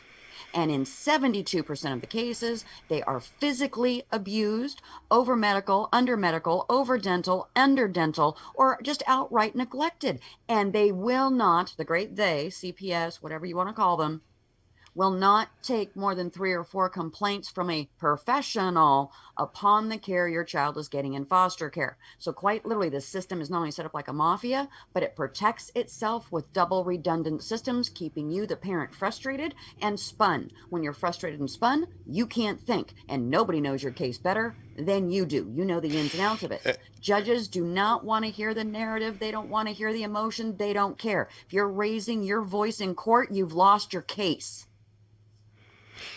And let's not forget, you talked about these percentages of this, percentages of that. Almost, and I don't know if I've heard a case otherwise, I would suggest that close to 100% of the times they're put on some sort of medication. Almost 100% of the time. Almost any time they get put in the foster care system, a new round of medicine comes with it, whether they need it or not. And they're fully vaccinated, of course. They have to make sure that all the vaccines are caught up. Oh, at least 3, 4, or 5 times inside of 3 months, because that's $50 for every shot. Of course. Yeah, it's a racket. It all goes back to money. It's disgusting. Okay, another caller coming in here with an area code of 276. So if that helps, caller, if your area code's 276, then this is you. Let's take this call here. Hello. Caller, hello. Thanks for calling in. You're live on the air. Please give your first name and where you're calling from. My name is Sandra, and I'm calling from Jamestown, Tennessee. Hi, Sandra from Jamestown, Tennessee. Welcome to the broadcast. I think that I just wanted to contribute something which I think is fairly unique. My parents started doing foster care when I was 11 in 1968, and I have had 84 long-term foster brothers in my life. The last one was in the spring of this year. My mom, at 81, retired a year after my dad died. And almost all of my foster brothers consider my family their family. And we've had some who have reached great heights. One was called the Wall Street mathematician and retired at age 40. Another one who is a consultant to the president and married to the director of Global Crisis International. But the program that we mostly worked under, the first one was in Dade County, Miami, and it was horrid, just like everything you described.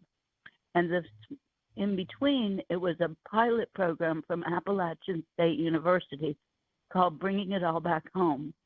And it was therapeutic foster care based on unconditional love, developed by Dr. Bob Jones and Gary Timbers.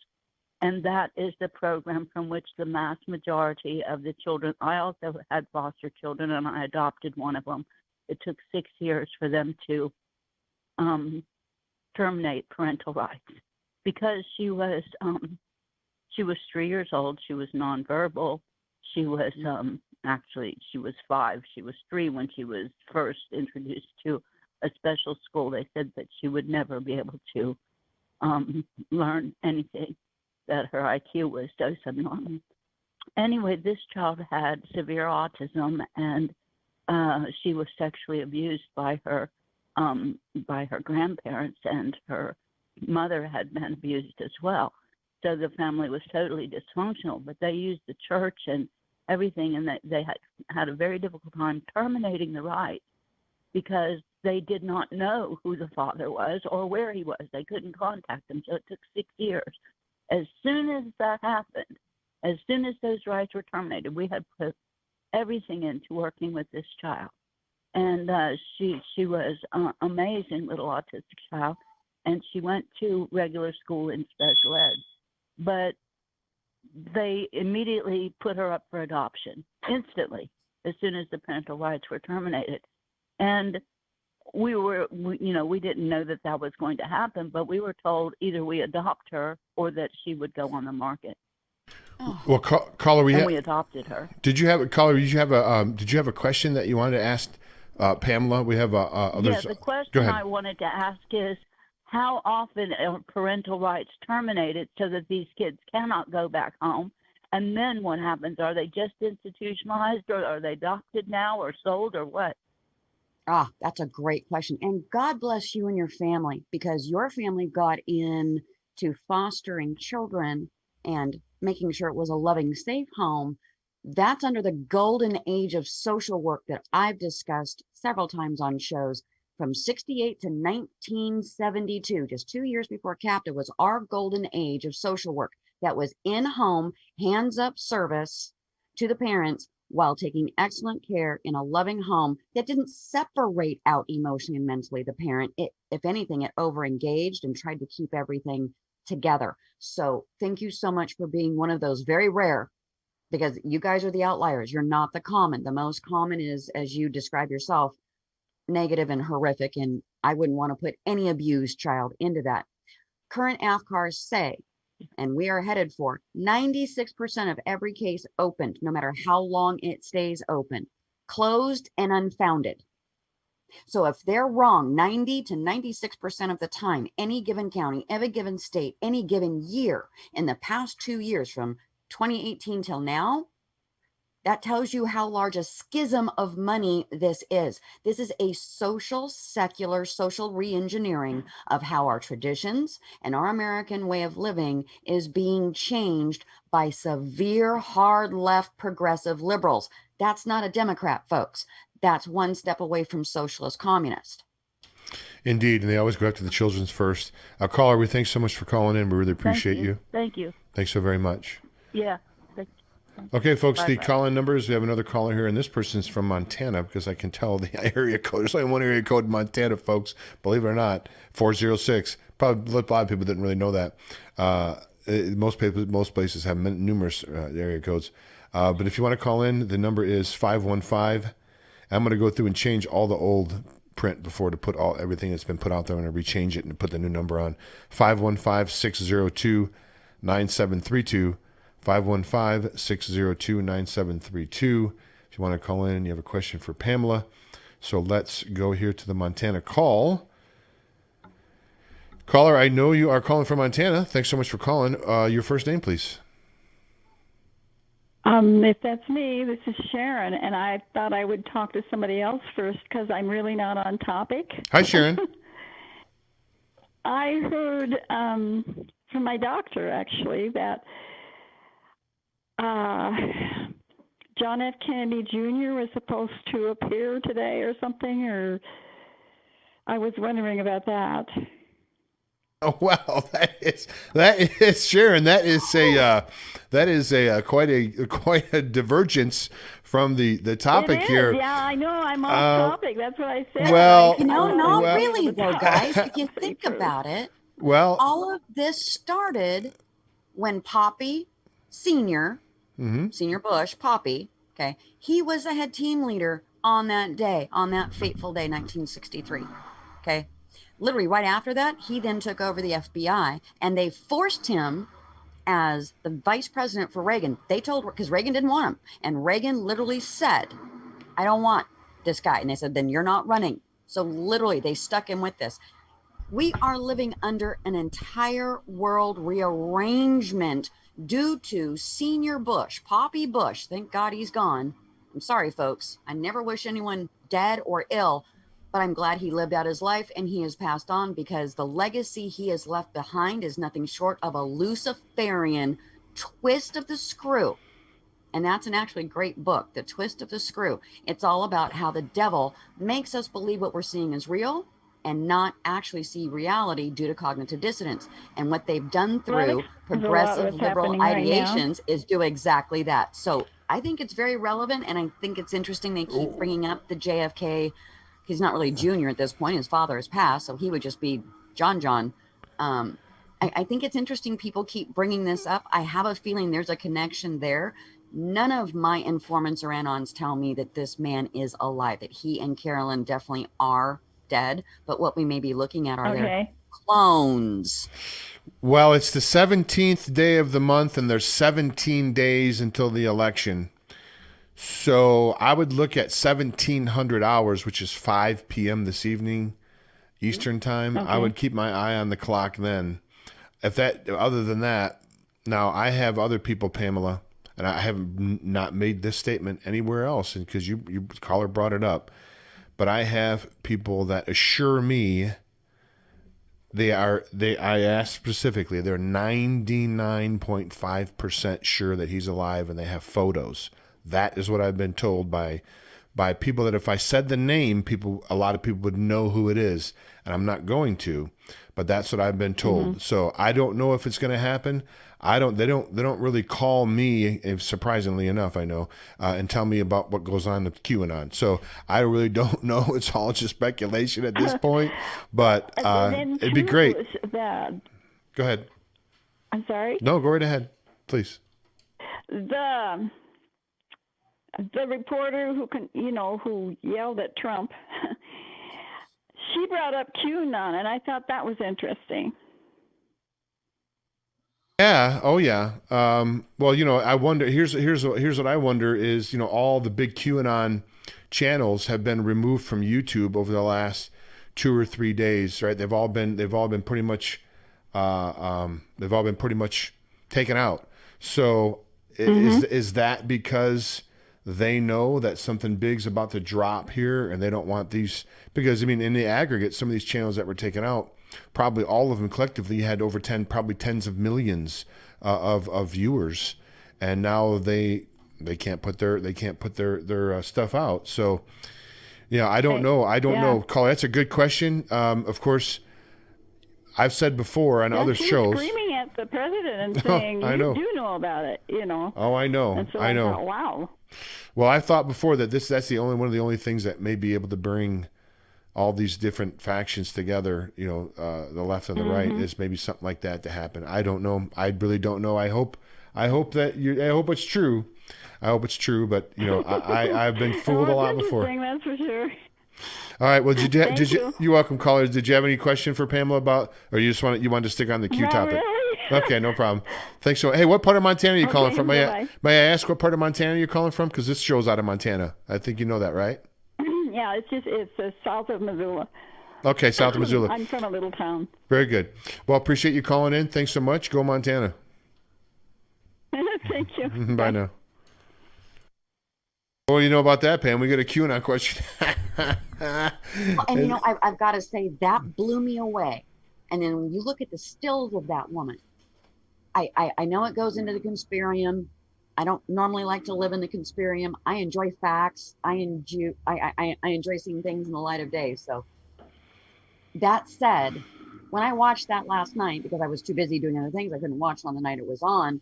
I have never seen a president so disrespected. I have never seen a president spoken to that way by the press, whether it's Mike Wallace or that thing that, talked to him at the town hall. And they only stuck to 4 topics, and none of them were relevant other than to the liberal progressive new ideation of New World Order, which is absolutely Luciferian. They want a godless society. They want their emotional, feel your truth, live your truth, but comply with our laws, codes, and statutes, and completely get rid of our Constitution. If you haven't done the research on what's going on in government, please watch this channel, Northwest Liberty News. He's on almost 7 days a week now. Look at Epic Times, look at YouTube, look at Twitter. People are there to edify you to what's really going on and why all of us, liberals, independents, libertarians, Democrats, old GOPers, we're all coming together and going, we're Americans first. It doesn't matter what we look like. It doesn't matter what religion, if we have one, what creed. We're all human beings and American first. I haven't seen this nation come together like this in my entire lifetime over anything. And it's beautiful to watch. So I'll support it as long as they keep showing themselves to be the Luciferian Satanists that we know them to be. I just don't have a problem with it because it's going to bring our release. It's going to bring our freedom with it. You bring up a great point. Let's give the phone numbers out here, folks. It's 515-602-9732, 515-602-9732. And Pam, I have a good friend of mine that I used to broadcast with. He and I go, we don't have similar opinions about QAnon, and I basically, this is how I feel about it, right? It really doesn't matter, honestly. Whether you think QAnon's real or not real, or a LARP or whatever you want to call it, a PSYOP. To me, it really makes no difference, because if it's a black hat operation, they're the stupidest black hat operatives I've ever seen in my life, because now more people than ever are looking up this corruption. They're looking up pedophilia, looking up Epstein Island. They're looking up all of these, all the stuff that Q post. Millions of people now are reading it that would have never even had a clue what some of this stuff means. I mean, a clue. Now they're looking into it and researching it, and channels are popping up and websites are popping up, and people are diving in deep and look at the Fall of the Cabal video series that came out. I mean, some of this stuff would have never been produced without the QAnon movement. So, whether you believe QAnon is good or bad or whatever they say about it, frankly, the result of the QAnon movement is just destroying the deep state, destroying them. I mean, crushing them.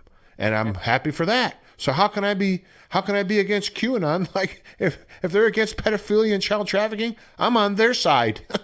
That's right? All I'm saying. I just don't have a problem with it. And I love how they keep trying to push, and unfortunately I'm rather pale, so I guess you call me white. I'm more of a peach color, but whatever.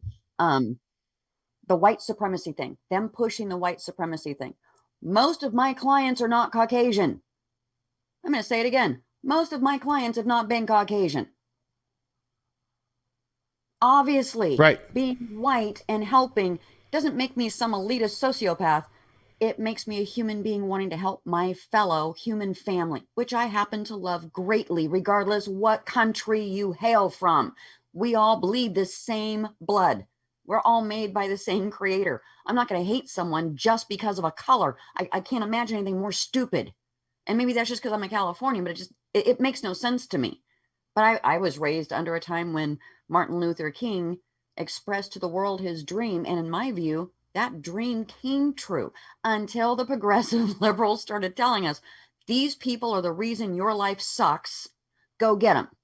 And they have been setting us up for the past 45 years. Nothing stands in any society, in any country or nation for more than 45 years without the society's support. We no longer support CPS. We no longer support a government who wants to starve out people during a pandemic, or should I say plandemic?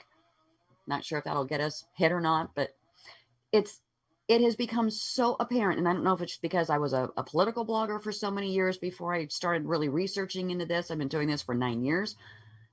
And when Fall the Cabal cites CPS as part of the greater Luciferian progressive liberal ideology, you and I are absolutely on point. And if QAnon's going to support that, I just don't have an issue with it. No, right on. Like I said, it's people have woken up across the world because of that, and I'm on board with it for sure. Just for nothing, it's questions. It's questions after questions, and we should always be asking questions. We don't ask enough questions. Let me give out the phone number again here. 515. Yeah, and usually like this, last 3 weeks, I think all 3 weeks the phones have been jammed, but this we just changed everything around, so it probably a little bit of a monkey wrench in the works, but we'll get it all straightened out. Again, 515-602-9732, 515-602-9732. If you're a parent and you have questions about something's going on in your case, and for future, we want to be able to get to as many callers as we can when we finally get this whole thing fixed back up again. And we want to give people the best opportunity to get the most help, and we don't want them to harm their case.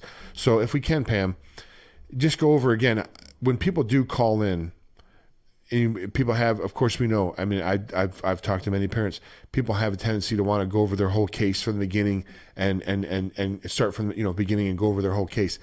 That's not necessarily the best thing to do, because sometimes, we got another caller coming in, we'll take that in a second. That's not necessarily the best thing to do, because you sometimes, if you say too much, they can use stuff against you, right? I mean, they were waiting to do that. They want anything they can do to bring you down. So tell us about that real quick, Pam, before we take another caller. When callers do call in, what type of information do you think is the safest information for them to give out so they don't put their case in jeopardy? Got you. So just like I tell you, your vocabulary becomes yes, no, and I don't know whenever you're talking to CPS when they come to your door. By the time they sit down with a case plan, it's still yes, no, and I don't know. Give as little information as possible. Do not complain about the other parent. Do not complain about and bring up things from your history. They will use it against you. When you call for a question, leave the specifics out of your case. Give me county and state. Do not mention your children's names. Do not mention your last name. Give yourself a false name if you need to. And then give what the actual question you want to know is, without the narrative of your specific case around it. Why? Because I don't want anyone. CWS listens to anything I do, whether it's on Twitter, whether it's on Periscope, whether it's with James here, it doesn't matter. And they want to know who's calling in, just like they monitor Facebook. If you're on social media, please stop posting about your case. Stop talking about your case. It can be hurtful and harmful. They will use it against you. There is a time to talk about your story. That time is not right in the middle of your case.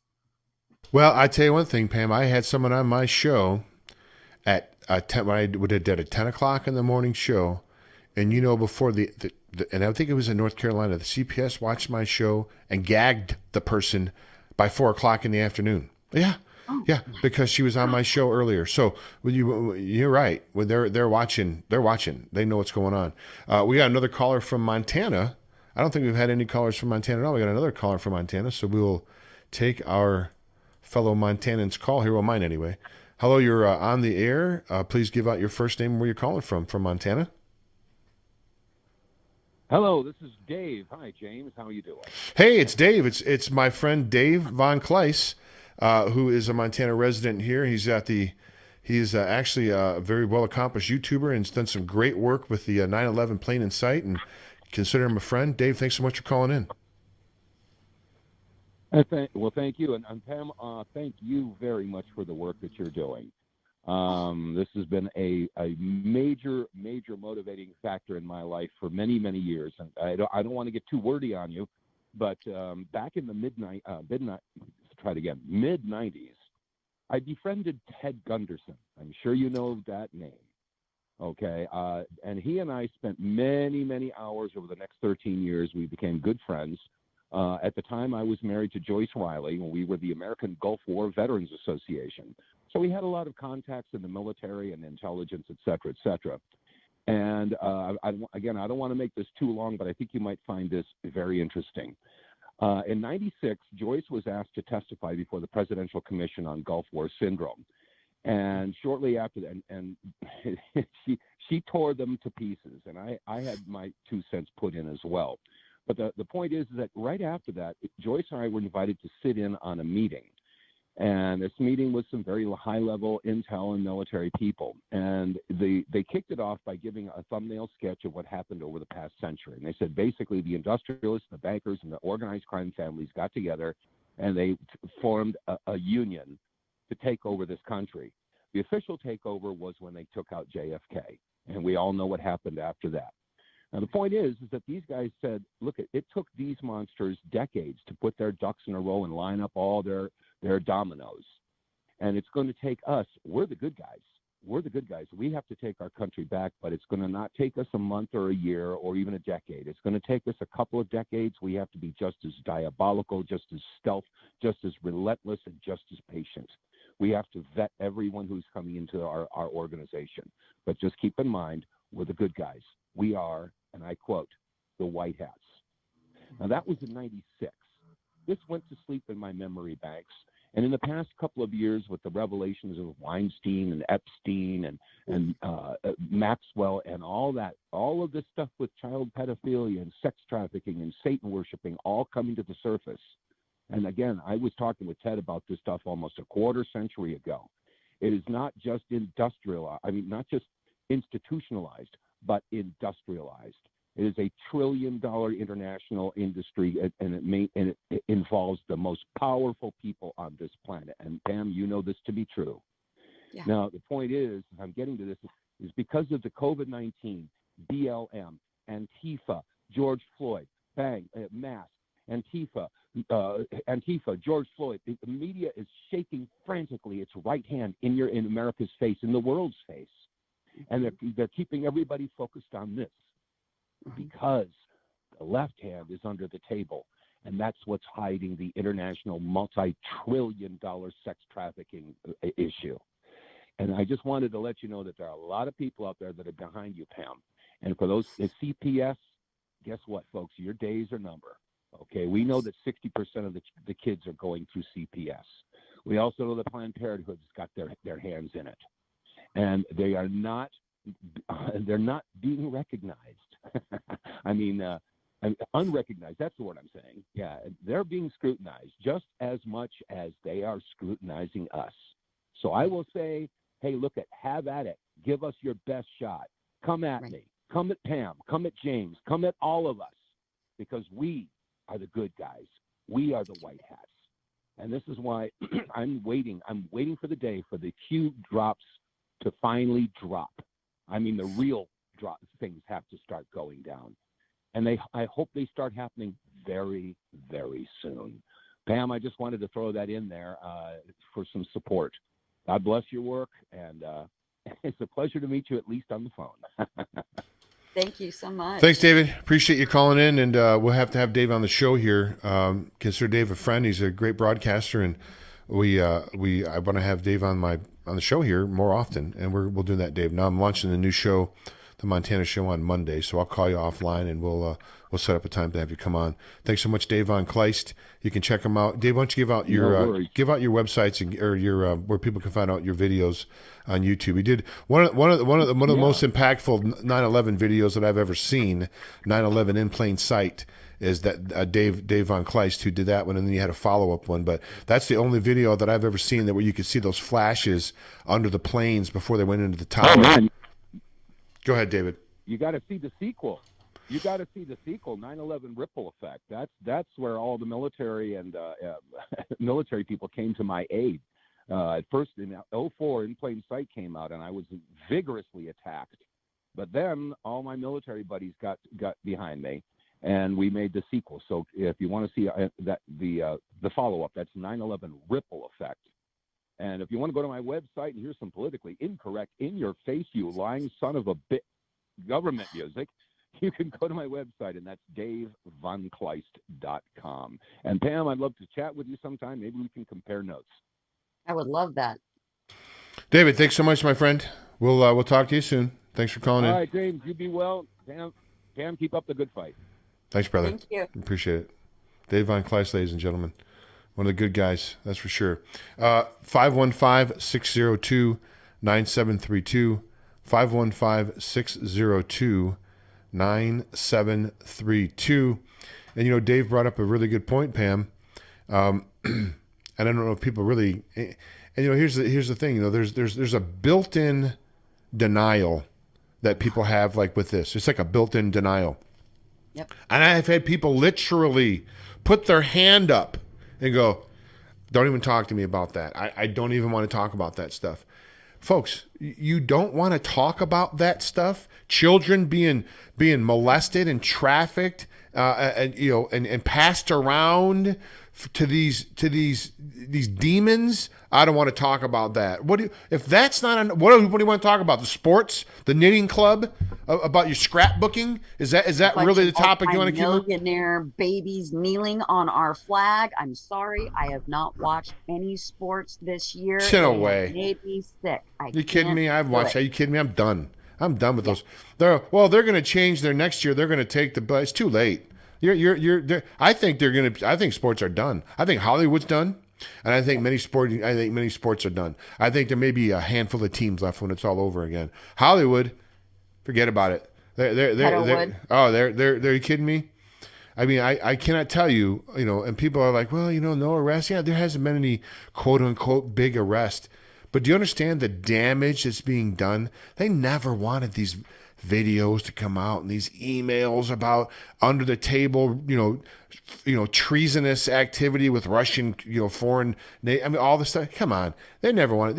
Epstein. They never wanted that to come out. They never wanted Maxwell. Launch through the Podesta emails talks about ISS.gov. What's ISS.gov? That's Global CPS. And who runs Global CPS? The UN and United States of America. And it's run right out of Tennessee.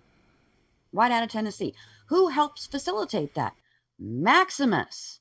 Who's my go-to guy on Maximus? Jack Pendergast. This guy is amazing. Jack and I have had a phone conversation. We're going to try to get Jack on the show next week. I'm doing scheduling today. I'm going to be reaching out to Jack and I'll try to get him on next week to talk about that. All our info. They've got your DNA, James. They've got mine. If you've ever given blood, you've ever gone in for surgery, they've got every bit of information. And they're not an American company, and they don't uphold your constitutional HIPAA rights. They run our CMS system. They run the child support system. They run Title IV E and D for many of the counties to get money from the Fed, usually second and third bites at the apple for the same thing, but 3 different vendors.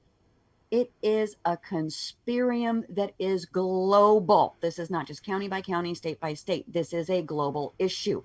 If they can grab a child from a Russian parent because they say that the father, it lives in America, 9 times out of 10, when they take these children to give them back to an American parent or take them from an American parent, like the Sutz case in Switzerland, it becomes so complex because now you're under international child welfare services, which is out of the UN. That's where the Child Bureau is. This is how close we came to New World Order, one world government, folks. That's right. And they want control of our children, which is why these CPS and family law cases, 2 different Dante Infernos of heck, all 7 layers, this is how they're doing it. And when 90 to 96% are closed and unfounded, even if it takes 2 or 3 years, that becomes a system of corruption that they want and we don't need. The system works exactly as it's designed to work, folks. CPS is not broken for CPS. Nope. Family law is not broken for family law. It works exactly as they've designed it. It's a well-oiled machine, sadly. It is a well-oiled machine, and the machine is oiled by the blood of children. That's the lubricant. Yep. That's the lubricant, folks. That's what lubricates all this stuff. Metaphorically speaking, but you get my point. It absolutely does. 515-602, and I got about, 13 minutes left or so, not until 10, 12 minutes. So we can probably get another call or 2 in if you want to call and talk to Pam and ask a question of her. 515-602-9732. 515-602-9732, and we'll be happy to take your calls. I see there's a button here, Pam. I'm just starting to learn some of this stuff. There's a screening button here, too. I guess you can screen calls. I don't know. I get to this point, I don't know if we really have needed to do that, but I imagine it's inevitable that there's somebody's going to come on and be a knucklehead. We had that one guy call and say that somebody was going to pay off all of his debts if he dressed up his kid in brightly colored clothes and put him in the middle of NFL players. I appreciate some people hear this and go, oh, this lady's whack or this guy's whack. These people don't know what the heck they're talking about. God, I wish that statement was true. I wish I didn't know half of what I know. So for those of you out there going, oh, come on, CPS overall is good. Maybe there's a few bad apples. Switch that card around. Just switch it around because 99% of the time they're wrong. 1% they're right. Unless that parent is in jail, in orange jammies, with silver bracelets on, like the Fernandez case that was on Netflix, unless you have criminal proof, most parents are innocent. They have done nothing wrong. They haven't committed a crime, and they go through 1, 2, or 3 years of absolute abject trauma, horror, and terror perpetrated upon them just so these BSers can have a paycheck every month. That makes me sick. And you made a great point earlier. How many parents that have had their children taken have zero criminal charges against them? None. They've been punished without a crime. Right. There's no crime, right? And in common law, they'll tell you your constitutional rights don't work here, which is why it's so important everybody have one of these.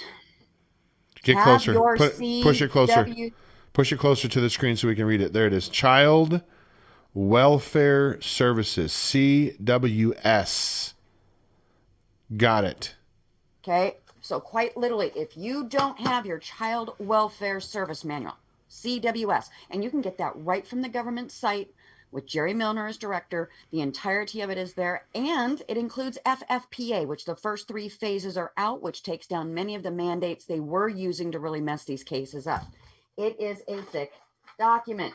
I am in this thing constantly, which is why everything is tabbed. It's about 5,000 pages of are you kidding me? And very little of it has to do with the best interest of a child. It's the best interest of some judge's time, some caseworkers' time, their paycheck, and vendors and selection of vendors. Yeah, no, it's incredibly sad. Know your P&P for your county. If you can find the SDM manual says everything they must give you, and you can then hold feet to fire. It's not that I have a magic pill. It's know your rights and then literally go to them, blink your big, beautiful eyes and go, I'm not a lawyer. I'm not a caseworker. I'm not a medical staff. How do I prove to you this, this, and this? And make them tell you. Once they tell you what they want you to do, now we can nail Finn to floor and close this sucker down. Folks, you're as I stated before previously, when Pam Olson speaks, you should probably listen, since she has 1,740 children now that have been walked back to their home. Yeah, you should dance. You should do a happy dance for that. That is an unbelievable accomplishment to have that many children return back. In a bucket. We've got almost 2 million children a year that are plucked out and away from their families for forever or for some period of time. This is unacceptable. I'm not even a drop in a bucket. Well, I know, but at least 1,740 of those million children are back with their family tonight. True. So that is you can't. Yeah, you just have to help the ones that you can help, and there's always going to be. That's one of the things, honestly, that discourages me the most. Is that the response that I get, people sending me information is so overwhelming that I just inherently know I will never be able to help all these people. Especially, right. I read emails sometimes. It crushes me, Pam, is I'll finally get around to reading an email after a month, and they'll say, in like 2 weeks, I have to go for my hearing. Can I get on your show before I go to my hearing? And it's like, I can't even get around to it fast enough, and I feel like it's just like I almost feel like in a sense like I failed these folks, but I'm only one man. It's like a math problem. There's only so many hours in a day and so many things to do. I'll put a hashtag me too to that feeling because I live that every day. But I also know there are hundreds of us. There are hundreds of Jameses, hundreds of Pamelas out there quietly, nose to the grindstone, just cranking this out. And I couldn't be more proud because no one person, it's not about me. It's not about my name. I don't care who knows me. I don't care who knows you. As long as we solve the problem, that's all that matters. I'm not doing this for wealth. I have never charged anyone in 4 years of doing this a dime because they have taken you down to destitution. In order to serve more people, though, and we just talked about this last night, James has set up this blog talk for critical disclosure, which is where all SOC information, forms, I've already started with Alabama because it's the very first state that starts with A. Quite literally everything you're going to need is going to be on critical disclosure. What do we need from you? A little bit of help. If all you can give is $1 a month to pay what it costs to keep this platform up, I would be so grateful. I'm not asking for myself. I'm asking for the platform so it can be open, so we can do this every Saturday. I'm considering doing Tuesday, Thursday shows in the evening for an hour to specifically talk about specific topics that are most common in your area, whether those are how do I get around a UA test? How do I get around a blood test? How do I get around whatever your issue is? And then on Saturdays, I will go into another step or process, or will be specific in a topic and take calls.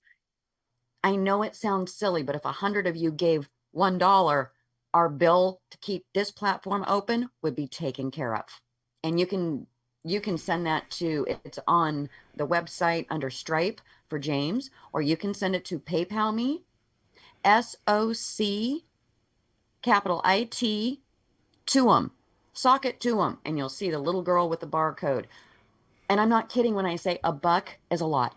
I know all of us are hurting right now, but my goodness, if we can all just pull together, because it's not going to be just me. It's not just going to be James. It won't just be the two of us. There's so many great people out there that if I even started naming off the warrior families, most who have been on James's show, will kill the last 5 minutes that we've got on air. So please just give us a little bit of help. We hate to ask, but we need to be blessed by a unification right now of all of our supporters so we can continue bringing to you good information to help you bring your children home, to save your children. Yeah, and send any of those contributions to Pam, if you could, folks. Sock it to me at PayPal. You said sock it to me. Yeah, and there's really it's not like a secret thing. But when we picked up this additional channel here for Critical Disclosure, where, as I stated, we're going to be doing, that gives us 2 hours of radio time 7 days a week with call-ins. I'll be doing the weekend shows with Pam, but then she's going to be doing, as I just stated, I didn't know that until just now. I know we talked about it, but I didn't know specifically you thought about Tuesdays and Thursdays.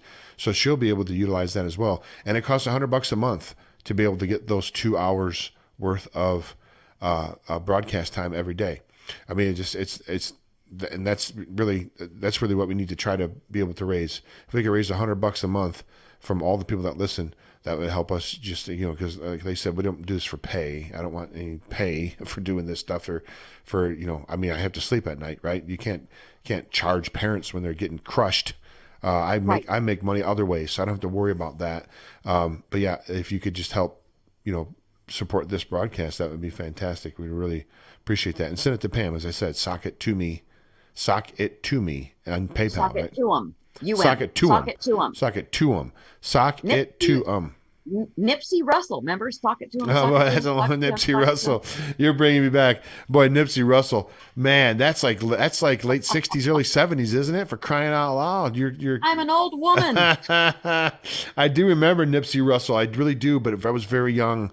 He was an entertainer, right? Did he have like a variety show or something? Did he have like a variety show and he'd come out on the stage and do acts and stuff? Dance and comedy. Yeah. And, boy, I tell you, I was just 4 or 5 years old when that was on. I tell you, it brings back memories for me a long time ago. All right, well, folks, we're just coming to the end of the broadcast here. Where can we? First of all, let's give out the websites where people can go find out more about you and your work, Pam, and then let's give people an action item here. But they can work on, and I'd like to do that maybe at the end of every show. And it's not talking like digging a ditch 7 feet, deep and then filling it back up. We're not talking about that. We're just talking about simple things that you can do. Even one phone call. If everybody that listened to this show just made one phone call a week for 5 minutes, it can make a huge difference in the aggregate.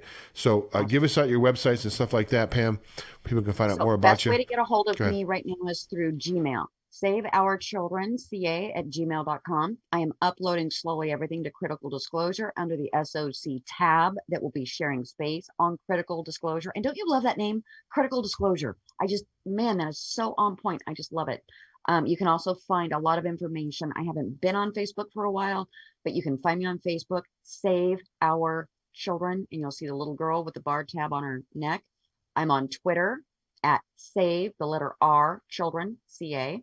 I am also on YouTube. There's only one interview on there, but slowly we'll be putting more and more of these every time James and I are on, or I have a podcast, we'll be uploading to YouTube. For right now, best way to get a hold of me is saveourchildrenca@gmail.com.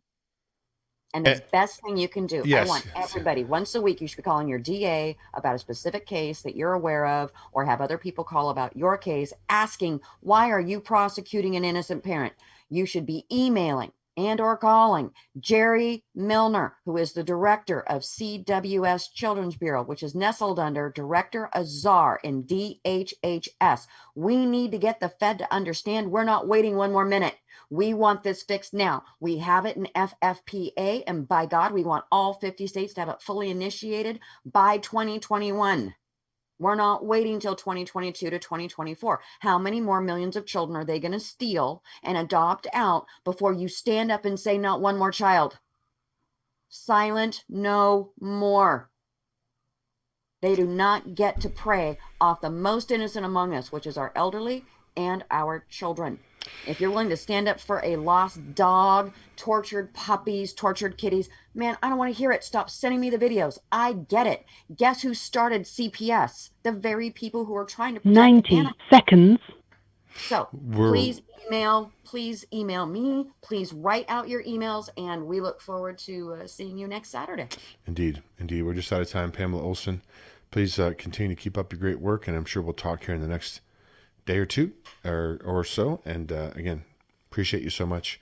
Another great show. We'll be talking to you soon. We're just out of time. Thanks, Pam. We'll talk to you soon, hon. Okay, folks, we are just out of time here. We are out of time. 60 seconds. So we're going to go ahead and close on the show. Thanks so much for looking in. I'm James White. This is Critical Disclosure Radio. And for Pamela Olson, my co-host, thanks for looking in. Until next time, this is James White from Critical Disclosure Radio saying bye now.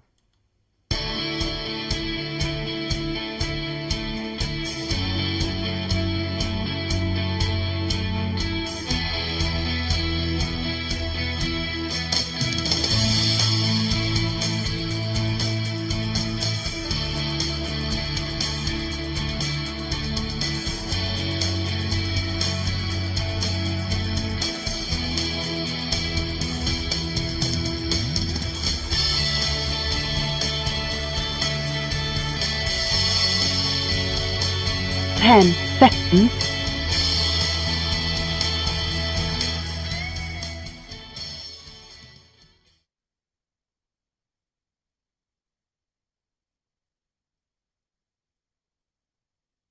Thank you for using Blog Talk Radio. Goodbye.